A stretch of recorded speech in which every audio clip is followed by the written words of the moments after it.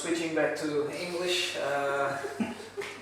I'm Daniel Serrano. I work at onfido, and I've come here to present, to sort of be a bit of an infiltrated agent from the Elixir community and present a little bit about Elixir at the Ruby meetup. So thanks for the opportunity, first of all. I'm going to talk a bit about what I think are the good things about Elixir when compared to Ruby, the good things that a lot of that community has influenced Elixir, and I'll also try and give a slight overview of all the things that I find important in the language and in the ecosystem.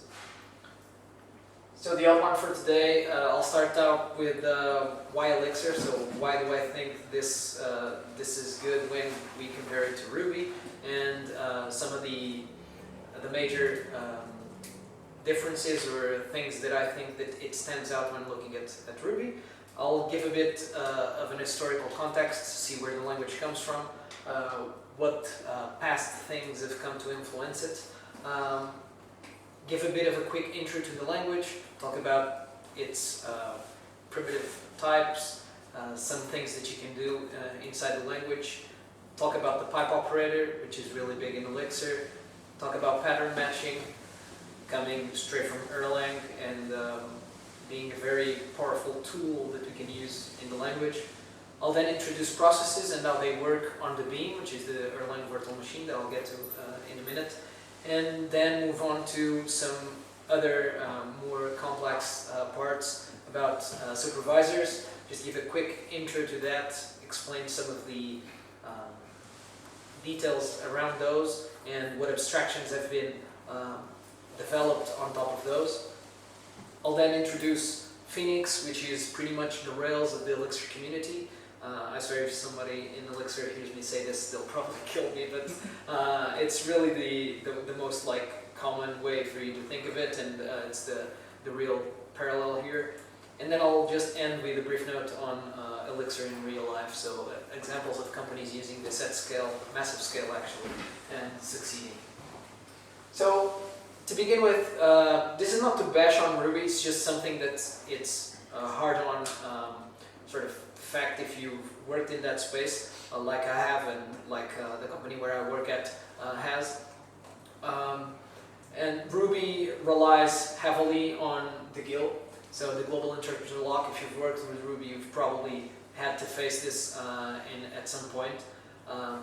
And this particularly in the MRI, so the sort of most common interpreter that you can use if you're not using JRuby or something like that. The sort of way of doing process or task multiplexing or process multiplexing, so to speak, is using OS processes or threads that usually involve using locks, mutexes, and the sort. For web servers, if you're not using WebRick, which you probably shouldn't, you're using Unicorn, Puma, Passenger, or another one, and that usually involves some of the some of the sort of primitives from the OS that I've described above, so processes, threads, and Ruby is heavily O-oriented, so object-oriented and mutable, and that comes with some issues, particularly in terms of data management when you're dealing with threads and shared state and all of that. In Elixir, on the other hand, being built on top of the Erlang virtual machine, which has been battle tested for distribution, parallelization, concurrent programming, it is a preemptive VM in the sense that it chooses when to switch and when to yield different executions throughout the different processes that might live in the VM. It involves no locks or mutexes, at least from the user perspective, so the programmer in this case. In terms of the web frameworks that we have, I'm cheating a bit here, so Ranch is a TCP connection handler, a very complex one, but it's used by frameworks like the Phoenix framework, or by Cowboy itself, which is sort of the de facto web server in the Erlang and Elixir communities. It's functional, like you would expect, and it's immutable, which means that when you change a value, if you're working on a function and you assign a variable A value, you might assign variable A to something else, but you cannot change that something else. So that something else is there to stay. A bit of historical context. So Erlang appears in 1986 as part of a project developed by Ericsson, a telecommunication company coming out from Sweden that you must have heard of. Then Ruby appears a few years later in '95 by Yukihiro Matsumoto, the guy in the bottom. So the three guys up there are Joe Armstrong, Robert Verdig, and Williams something that I don't remember the name. Michael Williams. Mike Williams, yeah. Thank you, Paul. So those two created Erlang, then Ruby appears, Rails a bit after that, 10 years with DHH creating it, F# in 2005, Clojure in 2007, and so on. Jose Valim, which is the guy on the right at the bottom, is the guy that ends up creating Elixir, trying to fix sort of concurrency issues that he saw in Ruby, and he was a very big Rails contributor. He created Devise that you must know if you've worked with Rails. And so Elixir comes out of all of his frustrations and trying to look for something that he thought could be better, and also from all this knowledge that was kind of circling around the functional programming, functional movement with F# and Clojure involved, and some of the ideas ended up in Elixir itself. So for a quick intro on the language, we can just really quickly go through these. A lot of these have parallel to Ruby, and even in notation, and you'll see this across the whole language. You have a big influence in terms of the syntax and how things look, not how things work. Integers, floats, I think you all know these. Lists are simple linked lists, but you can think of it as Ruby's arrays. You can then deconstruct them much like you would in Prolog or even Erlang itself by head and tail. You have maps that translate into Ruby maps or Python dictionaries. You have atoms that translate into what you think in Ruby as atoms as well. Tuples, you also have these in Python. Keyword lists are just syntactic sugar for lists of two-tuple elements. It's sort of like a map, but it isn't, and it's usually used for things where you have a short amount of those two element tuples, like configuration options or something like that. And then you have this special sort of data type, which is the binary, and it actually comes from the Erlang side of things. It's sort of that Erlang heritage, because Elixir, again, sits on top of the Erlang VM and uses Erlang underneath. And binary, you can look here and you can represent binaries in a very slick form if you're doing things like you're doing something very low level and implementing network protocols or something like that. You can use binaries in a really neat way in Elixir, again, heritage from Erlang. But you can also see those decoded, so to speak, in ASCII form if you use them in the context of your Elixir shell, and in this case this binary would translate to hello. Functions are named according to the module and function name plus their arity. Here you can see an example of a function for mapping elements, much like you would have in Ruby as well, or JavaScript, whatnot. Enum.map2 means the map function in the enum model that takes two arguments. In the second place, you have Erlang.localTime. In this case, this is how you actually end up calling functions that are native to the Erlang VM. Some examples of just code in the wild: you might have ioputs hello world, which will print to std out the phrase hello world.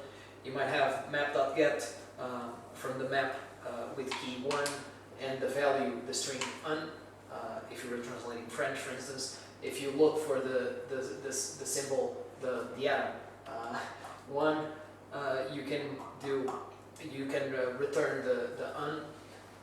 And if you have a struct, which I'll go into in a second, a struct user, you create it by passing it a map with the values, and in this case you're creating a user with first name, John and last name Doe. So going a bit deeper into the last example, this is the way that you create structs, and also this example ends up explaining how you create functions as well. So here I'm defining a module called user. It's actually a struct, so I do def struct fname lname to say that it can actually be reified into something you can think of it as an object that has a first name and the last name, and then when I want to compute the full name, I just have to pass that struct into that full name function, and it will yield the result that you're expecting, so the first plus the last name. Here down you can see that I create a user by using this special form and then indicating the different values for the parameters that I defined above. If I do user.fullname, I get the name. Going a bit further down the line of Elixir Power, you have the pipe operator, which is again a really useful tool when you're dealing with all of this. Functions from modules and not having the usual notion from Ruby of the chaining of calls. So in Ruby, if you had to do something like this, you would probably do like the array 1, 2, 3, 4, 5 dot filter, then dot map, then dot max. The thing is, in Elixir, the way that it's done, you always have to pass. It's sort of the functional nature of it, right? Like you have to pass the value to the functions. So it gets a bit like peeling an onion. So you can you have to look visually into the center of what's happening, and that's the array of 1, 2, 3, 4, 5. Actually, a list in Elixir terms, and then you will filter it out to get the ones for which the remainder of 2 is 0. So we're getting the even numbers from that list. Then we're mapping over them and multiplying them by 2, and in the end, yielding. Extracting the max of those.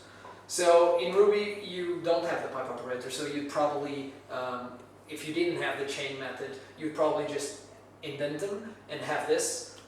So you first filter, then map, then get the max. The pipe operator is something that is pretty much synthetic sugar to just carry the first value forward. So here you carry the list 1, 2, 3, 4, 5 as the first value, the first argument for function filter from module and on. So the result of that will then chain with the map and then with the max. You can think of it as continuous data transformations. So in Elixir we end up doing a lot of this. If you want to translate the name of a test module to the file name, you might start with the test module name, then do a pipe to put it all in lowercase, then do a pipe to split it, and then do a pipe to add underscores, and then a .ex at the end. It's a lot of data transformation driven development. I guess I just made that up. So pattern matching is another very powerful feature in Elixir. And it allows you to describe your code in a much clearer way than you would with if statements and cases and convoluted logic like that. So here, as you can see, I'm pattern matching on the value 0, and I'm returning true to say that it's 0. And anything else, I will say that it's not a 0. So you can then see the result. If I run it with 0, it will yield true. If I run it with 3, it will yield false. And even if I run it with some other type that I didn't know about, it will still yield false and not crash because I just used the wildcard operator there up top. Another more convoluted example of this, and I'll be slower here because it's a lot of text, is imagine you had, like we had the user before, the user struct and the user module. You can imagine that you have this task module, and you have a domain in which you have tasks that are carried out and that are started or cancelled or are put in progress for quite some time.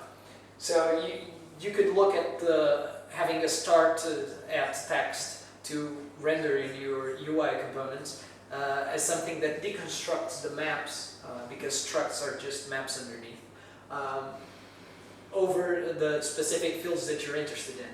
And you can even do the assignment, and remember this is assignment and not actually like setting the value.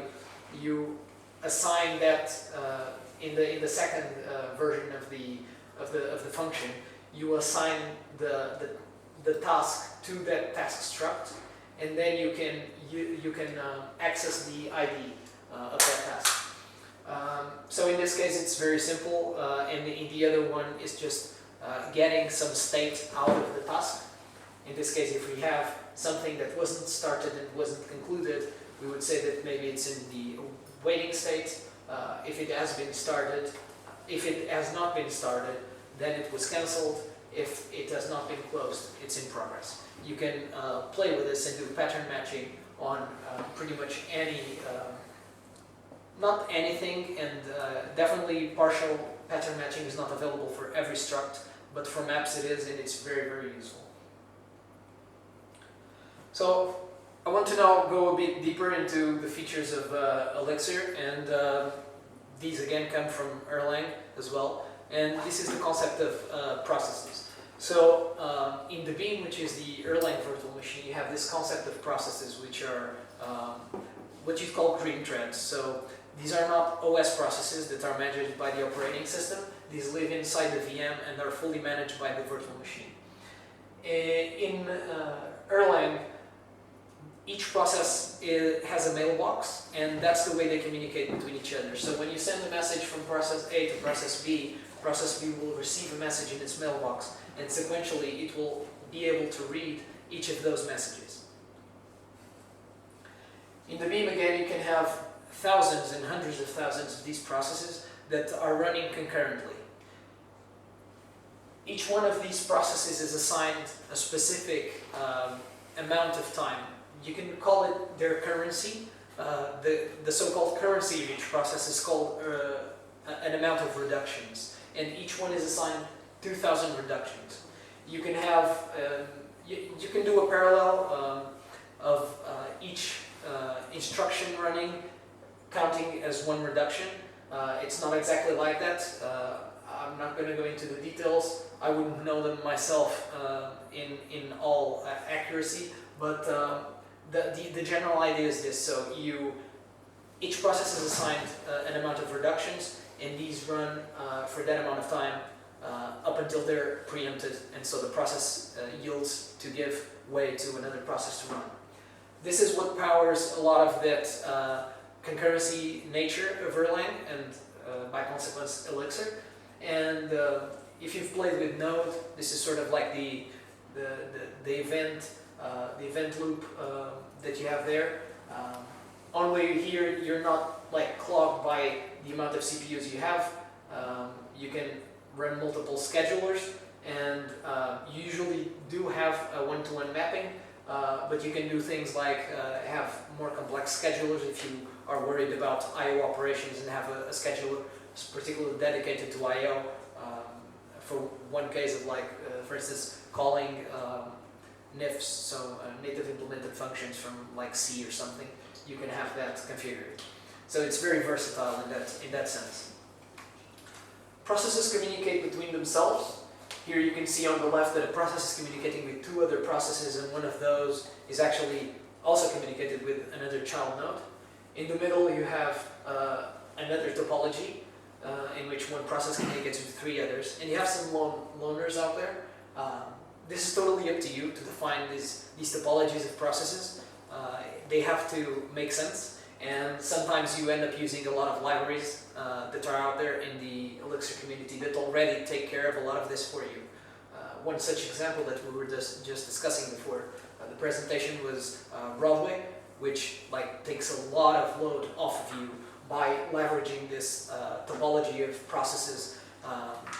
And by the way, I should say Broadway is just, it's a library that the Elixir core team released, or not the Elixir core team, but the company behind Elixir, Plataformateca, that enables you to contact SQS queues, RabbitMQ topics, and etc. So they leverage this power of concurrency with processes in a way that basically abstract a lot of that from you, and you don't have to be worried, for instance, by correct process termination, because you can imagine that when you're reading off of queues and you're acknowledging that you've read something from the queue, that can get nasty really quickly, and so they've gone a long way to have that handled for you. And basically you end up with a lot of the concurrency goodness out of this simple architecture of processes communicating through mailboxes, much like we used to do, now with email. So yeah, when you have such a topology, you can see that there's sort of a visual hierarchy here.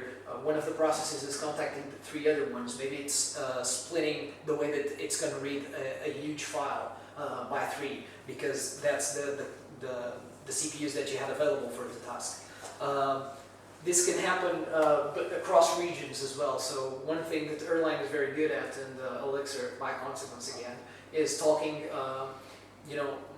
across the network, as if it was just a sort of RPC call, or actually just a local call, and it can handle that in a very seamless way.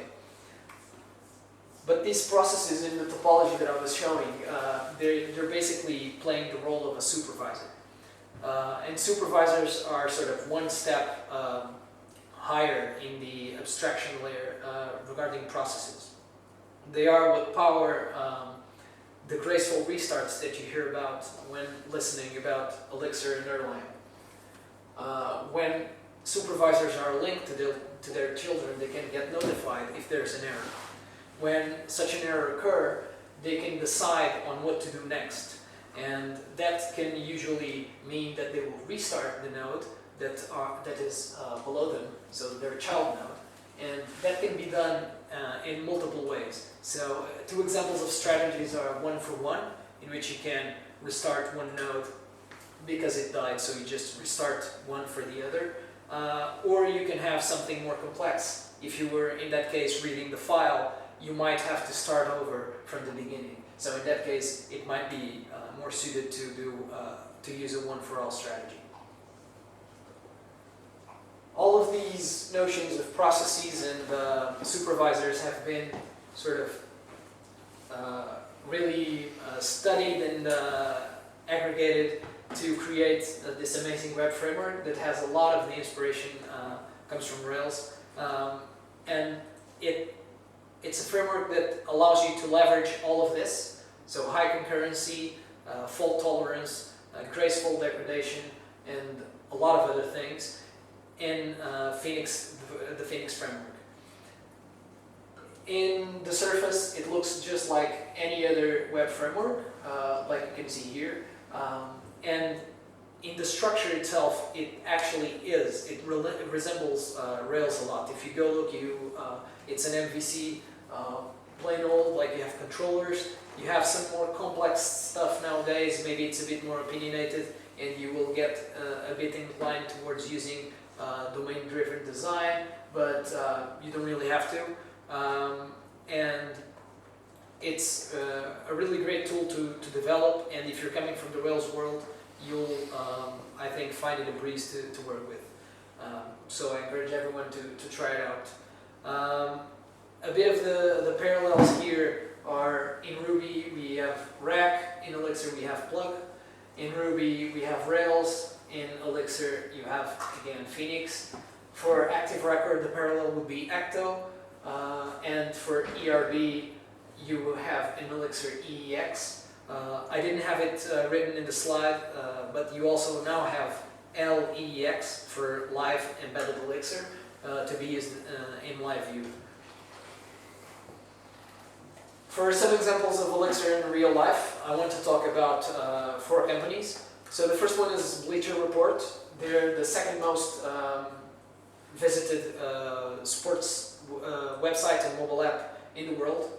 And they handle 1.5 billion page views per month. They have up to 200,000 concurrent users. And according to this case study that was done by Erlang Solutions on them, previous resource-intensive features would take or would require aggressive horizontal scaling of their infrastructure, and they're now handled in about 1/10 the amount of servers with very low CPU usage. So here you have an example of Elixir powering something real, and albeit the language being really young, 9, not even, I think, 10 years still, it sits on the shoulders of these giants, Erlang and other languages that have built a lot of the features that ended up inspiring the language, and that's powering all of this to yield real results. Another one of those cases is for Bet365, a betting company that I'm sure many of you have heard about. 100,000 concurrent users. Previously a stack written in Java, now using Erlang, Go, and Elixir. They used to be able to handle tens of thousands of users per machine, and now they're in the hundreds of thousands. So this is massive scale improvement on just a stack change, and again, it comes with the paradigm, it comes with benefits, and obviously these refactorings take a lot of work, but it is really powering something real and powering real user interactions. For this cohort, another one that has up to 11 million concurrent users, which is just astonishingly huge. Up to 2.5 million concurrent voice users, which sum up to 220 gigabits per second and around 120 million packets per second. So this is again massive scale that Elixir is powering at Discord. They are really big on blog posts and open source, so if you want to, you can definitely check their blog. But there's another really cool company doing things with Elixir. Shameless self-plug. That's us, that's onfido.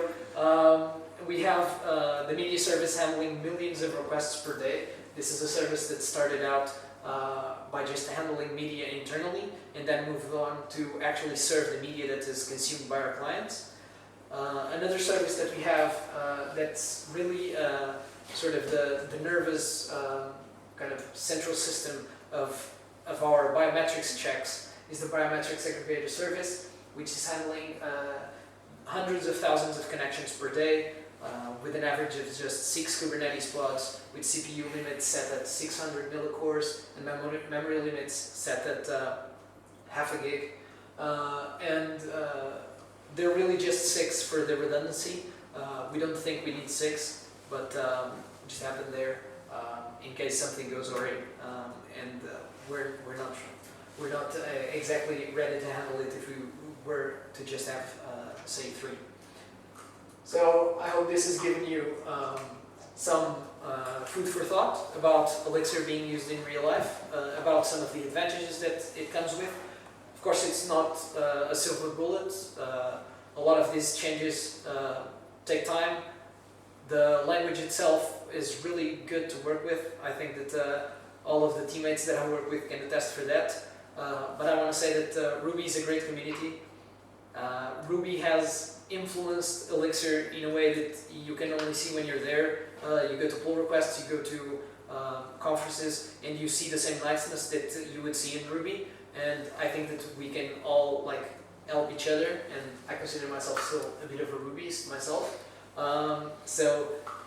Yeah, we can all learn from each other, and I think that's it. Thank you.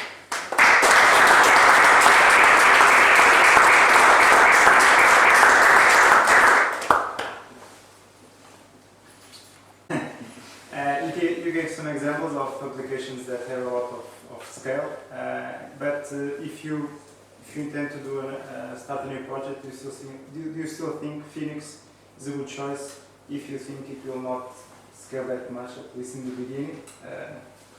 And if so, why? Yeah, so definitely if you're, it's a great question. So if you feel confident with Ruby and with Rails, and you just want to do your personal project, have your own special to-do list or budget app, you definitely should maybe go just for Ruby and Rails. If you want to take it as an opportunity to learn, I would definitely recommend Elixir, because it's easy enough that you can start and get everything done in much the same amount of speed, not amount of speed, but much the same time. Yeah, if it's sort of something that's homegrown just for yourself, maybe just go with Ruby or Elixir, or Ruby and Rails, sorry. If you're thinking about starting something new and that's for a project that you see that might, even if it's not at that scale yet, if you see that it might one day start and scale, you might just well start with Elixir, because when you have that, when you start facing those issues, from what we feel is that there's a long time before you reach those when compared to Ruby. I can give you an example. At onfido we were feeling a lot of pain regarding asynchronous jobs and things that we would put on queues to get picked up, and we could handle only so much with Ruby, because the way it's architected, we rely heavily on process forking.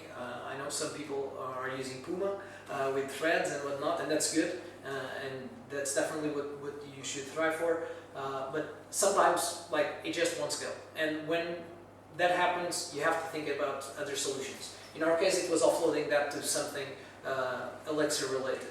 But if we had started with Elixir, maybe we wouldn't even be thinking about that at that time. So yeah, it depends on the scale. If you're comfortable with Ruby, with Rails, maybe go for it. If you want to give it a shot, please do, and we're definitely here to help. So. But besides the scale, you can actually pick Phoenix because of the functional paradigm and so on, right?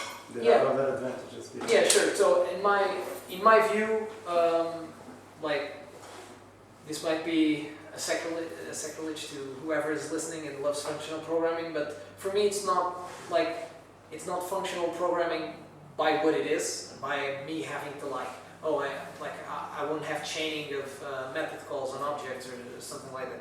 It's more by what it represents in terms of how you can leverage that paradigm to do something like not share data and not have to deal with locks, mutexes, and stuff like that. Like the sort of the gain that comes from it is what attracts me. So I wouldn't move just to get a feel of the functional paradigm. I mean, you can certainly do that if that's your thing, but it wouldn't be my personal way of entering. And I must say that the first time that Elixir sort of blew me away, because I was one of those skeptic people, like looking at it like, yeah, okay, like you guys scale a lot, but like we do fine with Unicorn and Puma. It really blew my mind when I was using something that's task async stream, which is a little function in the core Elixir library that just takes an array of a list, of things, and it iterates through them in a parallel way, and then aggregates the results. And that works like a breeze on huge amounts of data, and it just blew my mind. Another thing is Flow, which is a library from the Elixir core contributors that allows you to parallelize workloads with Paulo, help me, GenStage, with demand-driven, back pressure and demand-driven architectures.